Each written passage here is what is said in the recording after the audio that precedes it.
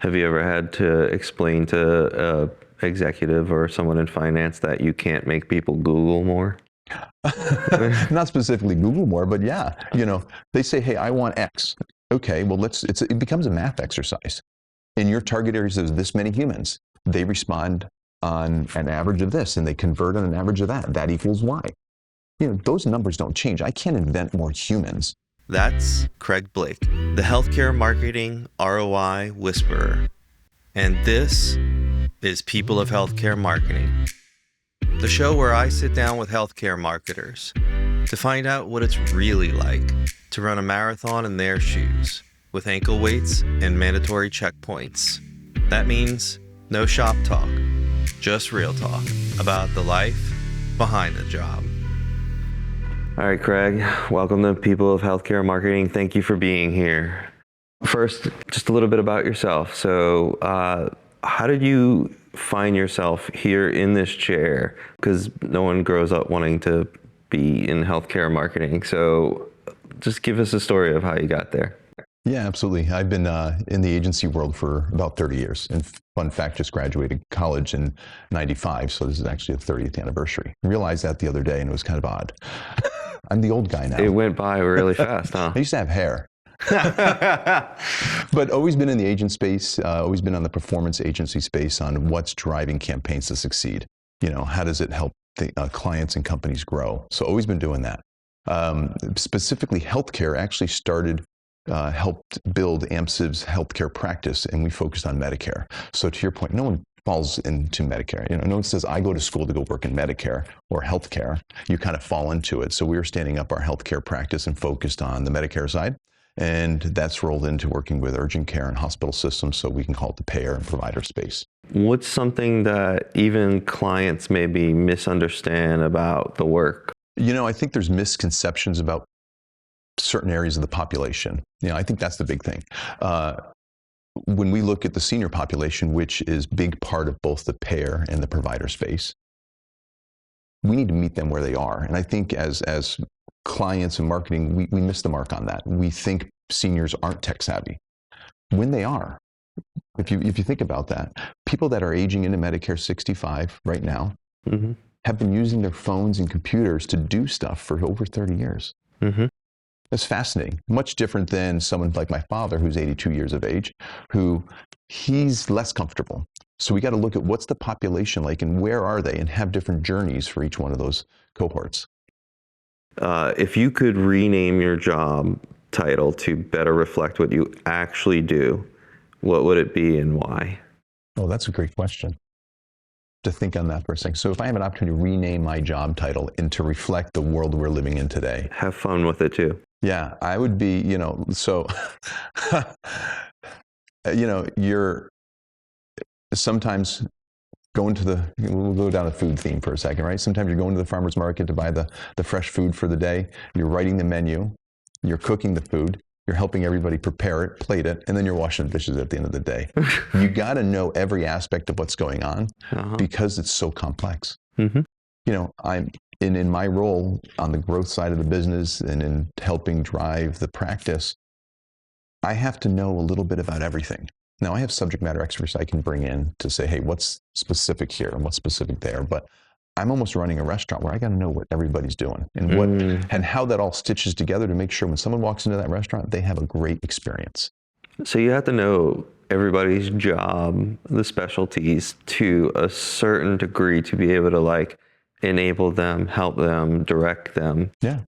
But at the same time, you have to do that. You have to be the expert in everything holistically in a way. Yeah, because you got to share that confidence of how that all gets done with the clients, right? Because when the clients hire you, it's all on trust. We can talk technology all we want, but the reality is people still buy from people, right? That's true in your business. It's true in our business, and everybody, regardless of what kind of product you're buying. If you're buying a car, you're buying it because obviously the car meets all your needs, right? But you like the salesperson. You had a connection with them. It was comfortable. It was easy. Every aspect of our life, whether it's healthcare or buying consumable products, it's all about relationship. Totally true. Why do you go to Target? Yeah. because they have an easy return process. They always have what I need. It's quick, right? Right. Yeah. You've been in this, you said now, you've been in marketing 30 years. You've been in healthcare marketing specifically for 15. What does success look like for you now, and how has that changed? I don't know if it's changed too much, because the golden rule for success is meeting the KPIs, meeting the goals the clients have. When my client gets a promotion or gets their bonus because they hit their goals, that's a great day for us, because that means we help them achieve that. We partnered with them to get those goals. Over the period of time, even 30 years, that's always been the main chapter and verse. Now, what has changed is it's way more complex today than it was. We're dealing with more channels, right? The regulations around those channels is changing by the minute. And then all the external factors, whether it be economic pressures, whether it be political factors, and then global, what's going on in the global economy, and how does that impact us too? So the world is a much different place than it was 30 years ago or 15 years ago. That actually makes me think of another question. So not specifically the clients you're working with, but maybe their leadership and the other stakeholders and decision makers. What do they tend to misunderstand about marketing? Like, what is it that you wish that they understood better? If you're not in marketing, everybody thinks they're a marketer, right? We've heard that phrase for years. I could end up taking over this whole interview by complaining about that, because yes, I always wonder that. Like, I go to our finance and say, does anybody go to you and tell you how to do your job? Yeah, but everybody's in marketing. Everybody else sales. does it in marketing. It's like, yeah, but go on. Yeah, no, but I think that's a big thing. I don't think it's appreciated for the complexity and the level of detail required to do it right. There's a lot of bad marketing out there, but to do it right and actually target the audience you want to talk to in a relevant way that's meaningful to them, it's not easy to get right. Very easy to do it wrong. How important is it to do it right? Why is it important to do it right? When you're talking about performance marketing, when you do it right, you achieve the performance you're seeking. When you do it wrong, it's a train wreck. Right? Yeah. But and I think part of that, though, is to go back to people that don't do marketing, making sure all the stakeholders that are involved in it, because you mentioned finance, you mentioned executive leadership, or maybe you didn't, but executive leadership. No, that's who I had in mind. All these other stakeholders have an eye on marketing. So I'm a big believer of, we got to involve these stakeholders on any major campaign or initiative to make sure everybody's has similar expectations. They're never going to be the same, right? Because sometimes you'll have an executive leader say, I want X. Well, based on above average expectations and the size of population, what they want is not achievable, right? True, yeah. So getting those stakeholders involved early who don't understand marketing helps make sure you don't have that blowing up in your face at the end. Have you ever had to explain to an executive or someone in finance that you can't make people Google more? Not specifically Google more, but yeah. The kind of questions it feels like you have to explain. They say, hey, I want X. Okay, well, it becomes a math exercise. Yeah. In your target areas, there's this many humans. They respond on an average of this, and they convert on an average of that. That equals Y. Those numbers don't change. I can't invent more humans. You bring it to healthcare, we're talking about on the payer side, it's the areas, the states and the counties they're serving. On the provider side, it's the states and counties that their hospital systems are in. I can't invent more people in Orlando. Right? Right.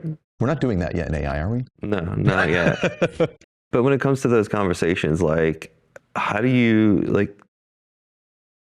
have you developed a thicker skin? Do you feel like what I'm trying to get at here is how frustrating is it? What is it like to have those conversations all the time?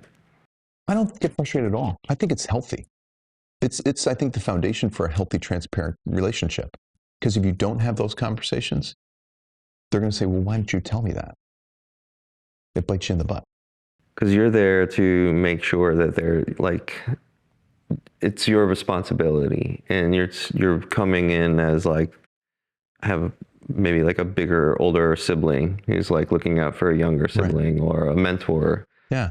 Because essentially probably the sentence you would say is, this is what you hire me to do. Yeah, and in a nice partnership way, right? We can't hit them over the head with that, but no, it's you're hiring us because you're trying to achieve a goal. You vetted us because you against other partners. You know, it's that goes down to that trust element. Earlier, you were talking about how much the technologies change, and I keep thinking of how fast it's changing. I look at things that we have to think about today that didn't even exist 5 years ago. Right. At what point do you ever feel burnt out? Like, oh my God, is this ever going to slow down? Like, See, I get excited by new stuff. Like I've always find, hey, what's the new thing out there? Whether it's technology gadgets we can play with or what have you, it's enjoyable. So I don't get burnt out by it at all. I think personally for me, I got over the fear of, oh my God, something drastically bad is going to happen. So yeah, I don't get burnt out at all. I find it fun, and it's kind of like this is our period of innovation and invention. You know, it's almost like in the 40s when cars were coming out. That was their period of innovation, right? So this is ours. It's just all ones and zeros. thinking about the future, what is it, if there's one thing that you hope changes about healthcare marketing, what would it be?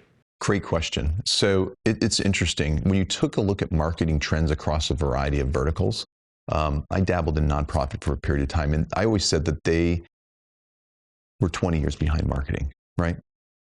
Healthcare is probably 10 years behind marketing trends. And that's not a knock, it's just a reality in the regulation. We have to meet consumers where they are, as we started off this conversation talking about, right? And I think that's true. We got to say, what's the experience when a consumer goes to a real retail store? And how do we bring that in a compliant way into healthcare? Because the consumer's expectations are, I'm going to get treated the same when I Starbucks my coffee order to go get my blood panel done at my local hospital system. It's like a mobile app, order, go in, do it.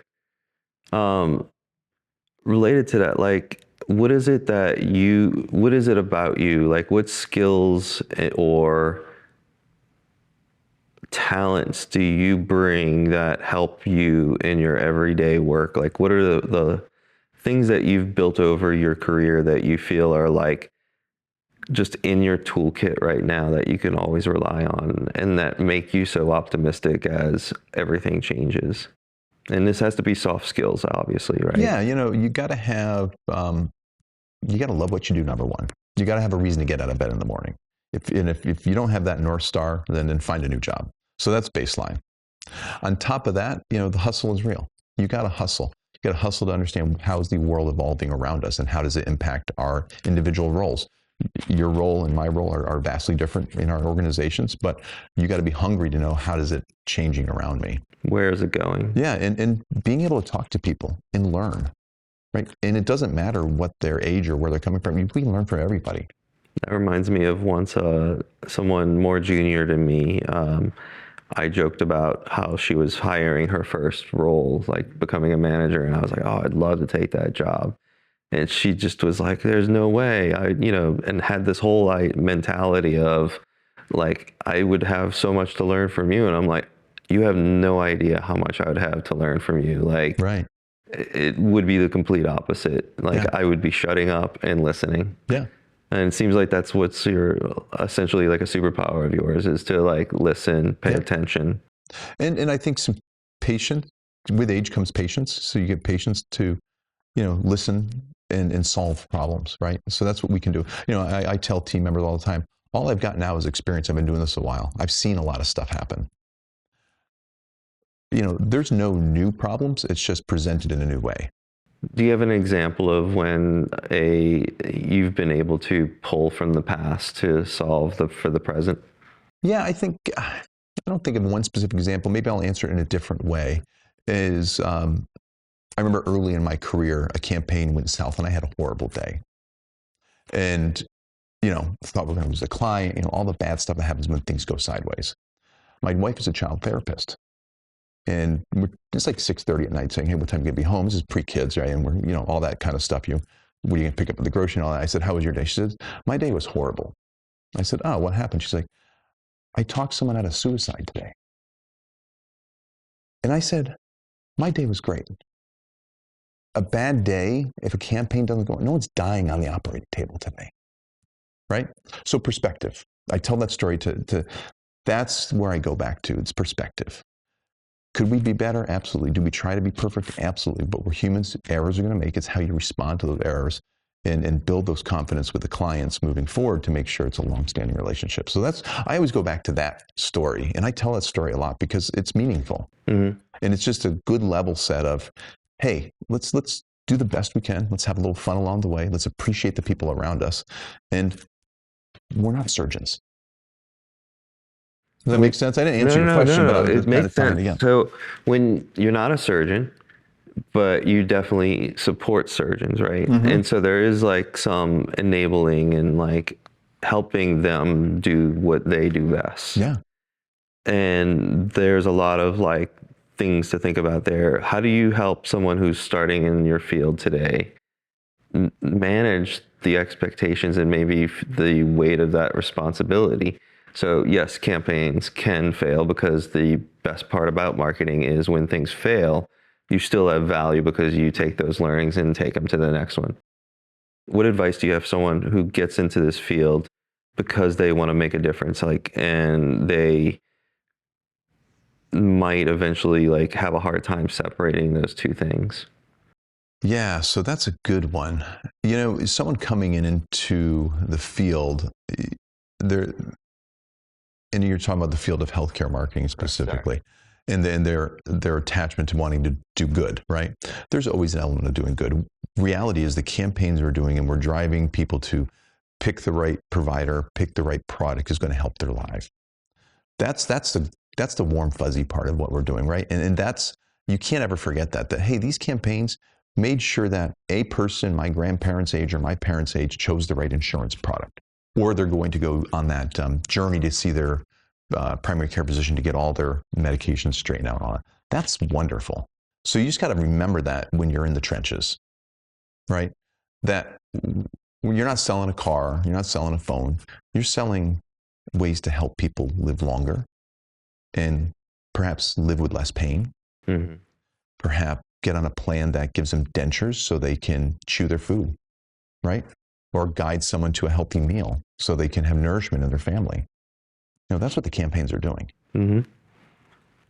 If you, what's a phrase or let's say even acronym that you never want to hear again in the realm of healthcare marketing?